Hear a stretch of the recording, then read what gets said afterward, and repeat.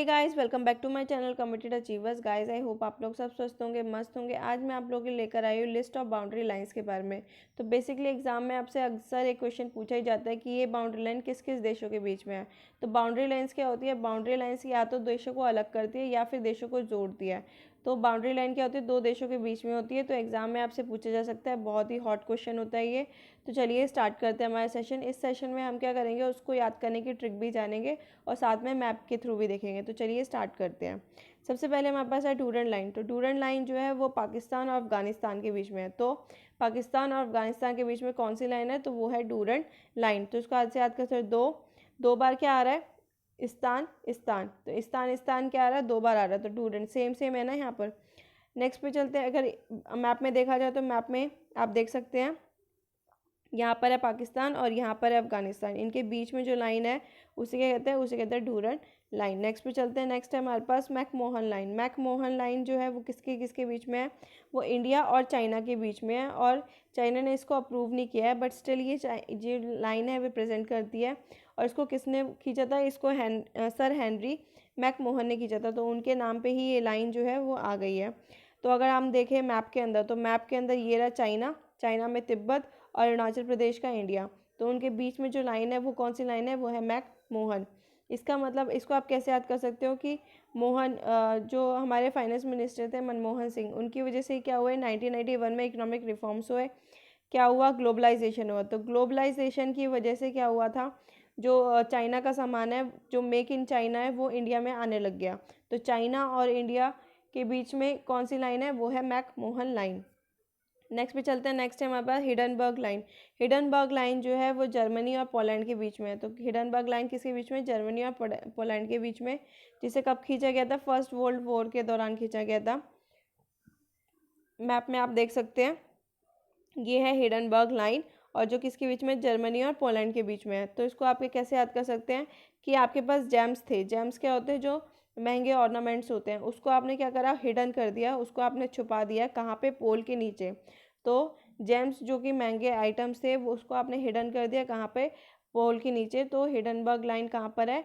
Germany और Poland के बीच में। नेक्स्ट है ऑर्डरनेसी। ऑर्डरनेसी लाइन जो है वो भी पोलैंड और ईस्ट जर्मनी के बीच में है। तो ऑर्डरनेसी लाइन भी क्या है? ईस्ट पोलैंड और जर्मनी के बीच में। तो ये रहा पोलैंड, ये रहा जर्मनी, इन दोनों के बीच में जो लाइन है उसे क्या कहते हैं? ईस्ट ऑर्डरनेसी लाइन कहते हैं। नेक्स्ट हमारा मैनरहेम लाइन। मैनरहेम लाइन जो है वो किसको सेपरेट करती है? तो वो रशिया और फिनलैंड को सेपरेट करती है, या फिर रशिया और फिनलैंड को जोड़ती है। तो ये किसके बीच में है? रशिया और फिनलैंड। तो यहाँ पे आपको दिख रहा है फिनलैंड और यहाँ पर है रशिया। तो रशिया और फिनलैंड के बीच में जो लाइन है उसे क्या कहते हैं? मैनर हेम लाइन कहते हैं। तो इसको कैसे याद कर सकते हो कि रसिया से रूसना, मतलब रूस गया और या फिर फन करने लगा, दोनों के दोनों मैनर के साथ करो। चाहे किसी से रूसो, चाहे किसी के साथ फन करो, किसी के साथ मस्ती करो, बट दोनों के अंदर क्या होनी चाहिए? एक मैनर होना चाहिए। तो दोनों के रूसना और फन करना दोनों एक लाइन में होना चाहिए। तो वो लाइन का नाम क्या है? मैनर हेम लाइन। नेक्स्ट हमारे पास जो है वो है मैगिनॉट लाइन। मैगिनॉट लाइन जो है वो फ्रांस और जर्मनी के बीच में है। तो फ्रांस और जर्मनी के बीच में कौन सी लाइन है? वो है मैगिनॉट लाइन। तो इसको आप कैसे याद कर सकते हो? जैसे कि आप इमेज में देख सकते हो, फ्रांस ये रहा, जर्मनी ये रहा, इनके बीच में जो लाइन है वो है मैगिनॉट लाइन। ये जो पूरी लाइन जा रही है क्या है? मैगिनॉट लाइन है। ठीक है, इसको आप कैसे याद कर सकते हो कि मैगी जो है हमें नहीं खानी चाहिए। क्यों नहीं खानी चाहिए? क्योंकि वो फंस सकती है और उसमें जर्म्स होते हैं। वो पेट में फंस जाती है क्योंकि डाइजेस्ट नहीं हो पाती और उसके अंदर क्या होते हैं? जर्म्स होते हैं।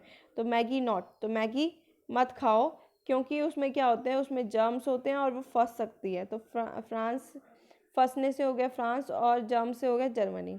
नेक्स्ट पे चलते हैं। नेक्स्ट हमारा सीफ्रेट लाइन। सीफ्रेट लाइन जो है वो किसके बीच में है? वो भी फ्रांस और जर्मनी के बीच में है। तो ये जो है ये है सीफ्रेट लाइन, जो कि किसके बीच में है? फ्रांस और जर्मनी के बीच में है। ठीक है, इसका भी आप कैसे याद कर सकते हो कि सी का जो फ्राइड फूड है वो फंस सकता है, उसके अंदर जर्म्स होते हैं। तो जो सी का फ्राइड फूड है, सी का जो सी फूड आता है, उसको जब हम फ्राई कर देते हैं तो उसमें क्या हो जाता है? वो फंस सकता है हमारे अंदर और जर्म्स हो जाते हैं, मतलब डाइजेस्ट नहीं होता। नेक्स्ट पे चलते हैं। नेक्स्ट है हमारे पास 17 पैरेलल लाइन। तो 17 पैरेलल लाइन जो है किसके बीच में है? वो 17 पैरेलल लाइन जो है वो नॉर्थ वियतनाम और साउथ वियतनाम के बीच में है। अब जो है ये लाइन हट चुकी है क्योंकि ये पूरा यूनाइट हो चुका है। तो देख लेते हैं मैप में, नॉर्थ वियतनाम ये रहा, साउथ वियतनाम ये रहा, इनके बीच में जो लाइन है वो कौन सी है, वो 17 पैरेलल लाइन है। तो आप कैसे याद कर सकते हो, 17 खतरा, खतरे का हम क्या करेंगे, वेट करेंगे, तो 17 खतरा, खतरे का क्या करेंगे, वेट करेंगे, तो वेट से हो गया वियतनाम। नेक्स्ट पे चलते हैं, नेक्स्ट है हमारे पास 38 पैरेलल। 38 पैरेलल लाइन जो है वो किसके बीच में है, वो नॉर्थ कोरिया और साउथ कोरिया के बीच में है। तो 38 पैरेलल लाइन क्या करती है, नॉर्थ कोरिया और साउथ कोरिया को सेपरेट करती है। मैप में देख लेते हैं, तो मैप में ये रहा नॉर्थ कोरिया, ये रहा साउथ कोरिया, इनके बीच में जो लाइन है वो कौन सी है, वो 38 पैरेलल लाइन है। इसको आप कैसे भी, इसको आप ऐसे भी याद कर सकते हैं कि 3 बनता है, तो 3 के अगर आगे डंडा लगा दोगे तो ये क्या बन जाएगा, एक तरीके से के बन जाएगा।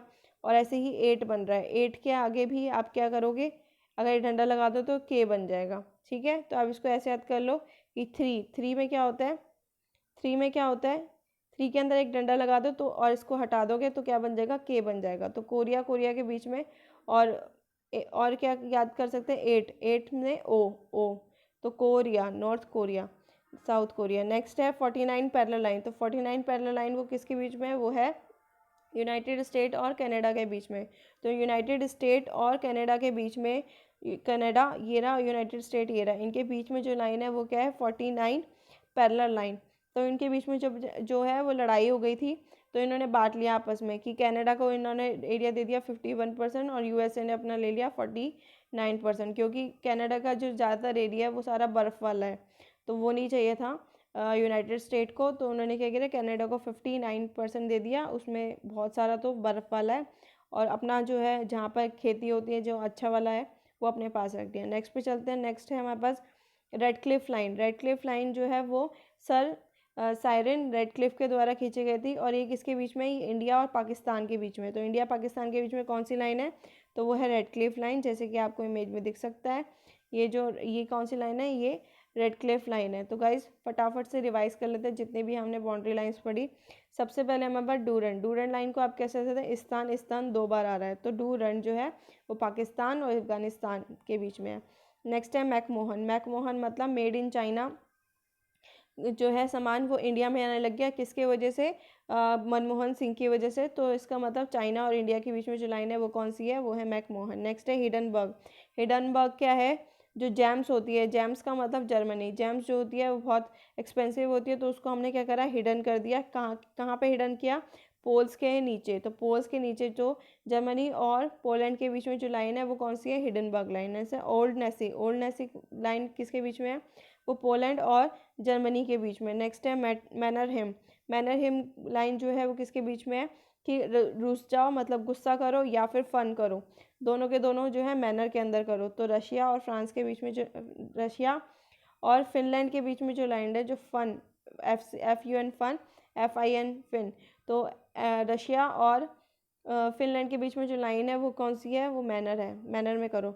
नेक्स्ट में चलते हैं, नेक्स्ट है हमारा मैगी नॉट। मैगी नॉट खाओ, क्यों, क्योंकि उसमें जर्म्स होते हैं और वो फंस जाती है, तो फंस जाती है मतलब फ्रांस और जर्म्स होते हैं। नेक्स्ट पे चलते हैं, नेक्स्ट है हमारे पास सी फ्रेड। सी फ्रेड लाइन जो है वही सी का जो खाना होता है, जो सी फूड होता है, वो भी उसमें भी क्या होते हैं, जर्म्स होते हैं और फंस जाते हैं। नेक्स्ट पे चलते हैं पैरेलल लाइन, 17 पैरेलल लाइन, तो 17 मतलब खतरा, और खतरे का हम क्या करेंगे, वेट करेंगे। वेट से क्या बनता है, वियतनाम बनता है। तो उत्तरी वियतनाम और दक्षिण वियतनाम के बीच में जो लाइन है वो कौन सी है, 17 पैरेलल है। अब है 38 पैरेलल।